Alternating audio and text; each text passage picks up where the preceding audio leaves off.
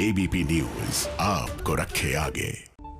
इस वक्त एक बड़ी खबर आ रही है। पश्चिम बंगाल में 4 से 5 महीने में विधानसभा चुनाव हो सकते हैं। बंगाल विजय के लिए बीजेपी अपने तरकश के हर तीर का इस्तेमाल कर रही है। जेपी नड्डा, अमित शाह और दिलीप घोष जैसे नेता लगातार बीजेपी को आगे बढ़ाने में लगे हैं। अब बंगाल के रण में प्रधानमंत्री मोदी की भी एंट्री होने वाली है। मोदी के संबोधन से पहले बंगाल में फिर हुई है जबरदस्त हिंसा।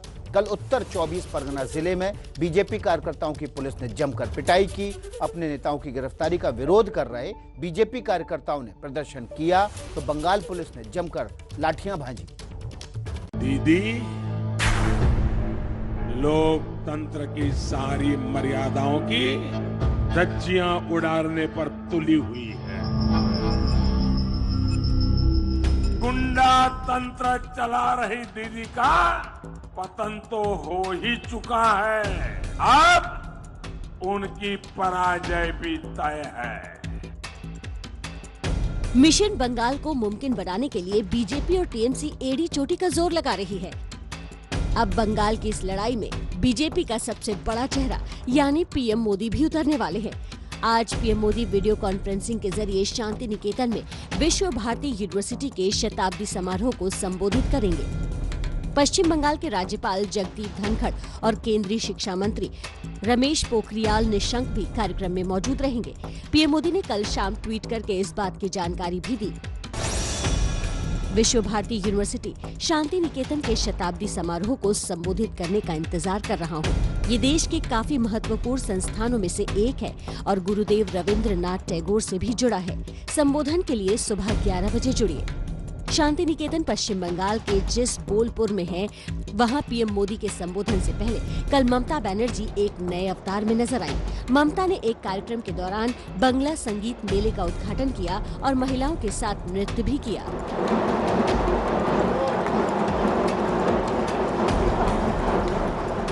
पीएम मोदी के निशाने पर ममता बनर्जी होंगी या नहीं, मोदी के संबोधन में टीएमसी का जिक्र होगा या नहीं, ये तो बाद में पता चलेगा। लेकिन ममता बनर्जी पीएम मोदी पर निशाना साधने का कोई मौका नहीं छोड़ती हैं। खाली कहते हैं हम बंगाल को गुजरात बना देंगे। क्यों? गुजरात गुजरात में रहने दो भाई। गुजरात का मिट्टी गुजरात का मिट्टी, बंगाल का मिट्टी बंगाल का मिट्टी, यूपी का मिट्टी यूपी का मिट्टी। आप क्यों गुजरात बनाना चाहते हैं बंगाल को? बंगाल में दंगा फसाद करके गुजरात बनाने का कोई जरूरत नहीं है। বাংলার মাটি, সোনার মাটি, রবীন্দ্র নজরুলের মাটি, এটা গুজরাটের দাঙ্গার মাটি নয়। ममता के ऐसे हमलों का जवाब बंगाल में बीजेपी अध्यक्ष दिलीप घोष लगातार दे रहे हैं। अब दिलीप घोष ने ममता की पार्टी को कोरोना से खतरनाक बता दिया है। একদিকে করোনা ভাইরাসের সঙ্গে লড়ছি, আরেকদিকে টিএমসি ভাইরাসের সঙ্গে লড়ছি। দুটো লড়াই। করোনার ভ্যাকসিন আবিষ্কার হয়নি, ওষুধ আবিষ্কার হয়নি, হবে হবে করছে। কিন্তু টিএমসির ভ্যাকসিন আবিষ্কার হয়েছে ভারতীয় জনতা পার্টি। जिस शांति निकेतन के कार्यक्रम में पीएम मोदी बोलने वाले हैं, उसी शांति निकेतन का दौरा कर अमित शाह 4 दिन पहले ही दिल्ली लौटे हैं। इतना ही नहीं, अमित शाह बंगाल में भगवा पंचम लहराने के लिए चुनाव होने तक हर महीने 3 से 7 दिन बंगाल में रहने वाले हैं। 12 जनवरी को स्वामी विवेकानंद के जन्मदिन के मौके पर अमित शाह एक बार फिर कोलकाता में होंगे। हावड़ा में उनका संबोधन भी होने वाला है। अमित शाह के अलावा बीजेपी के अध्यक्ष जेपी नड्डा भी लगातार बंगाल का दौरा कर रहे हैं।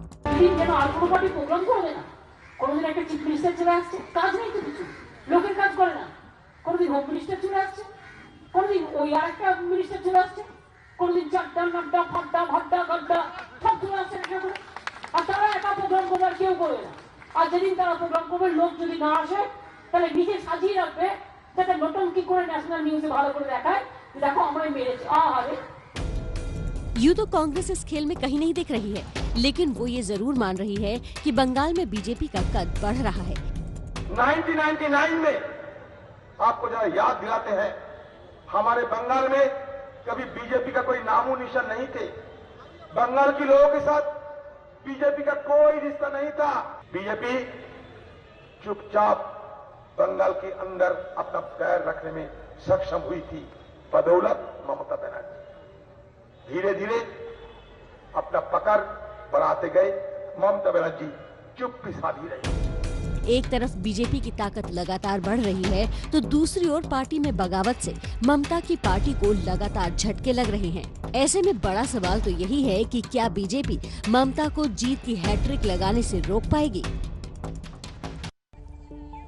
तो पश्चिम बंगाल में जल्द ही चुनाव होने, उससे पहले राजनीतिक हिंसा का दौर जो है वो तेज हो चुका है और अब पश्चिम बंगाल के रण में प्रधानमंत्री मोदी की भी एंट्री होने वाली है। मोदी का आज संबोधन है शांति निकेतन में। वहीं से हमारे साथ सीधे जुड़ गए कुंतल चक्रवर्ती। हालांकि वीडियो कॉन्फ्रेंसिंग के जरिए संबोधन होना है कुंतल, लेकिन जिस तरीके से राजनीतिक हिंसा हो रही है, किस तरीके का माहौल अपने आसपास देख पा रहे हैं आप?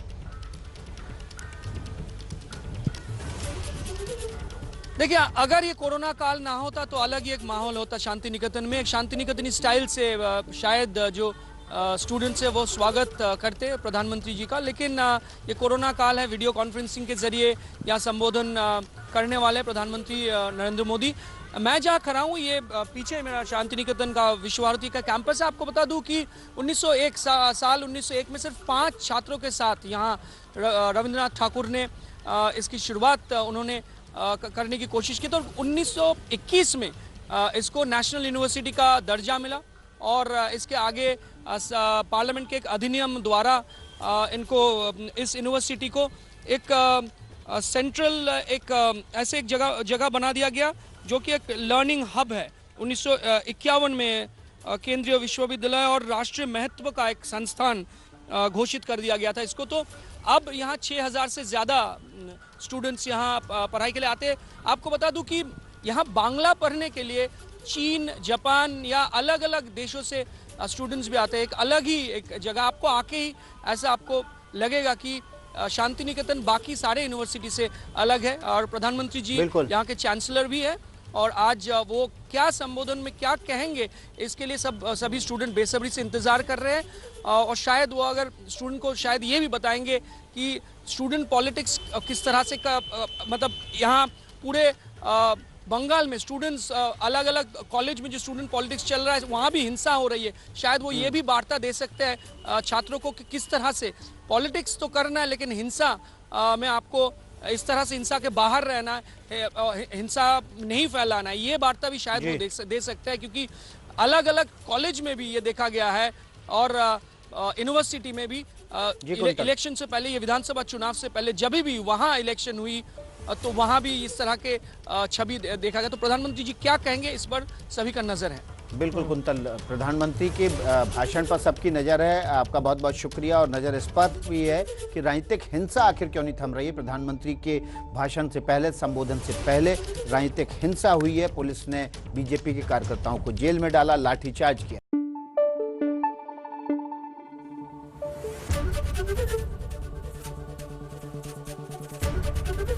एबीपी न्यूज आपको रखे आगे।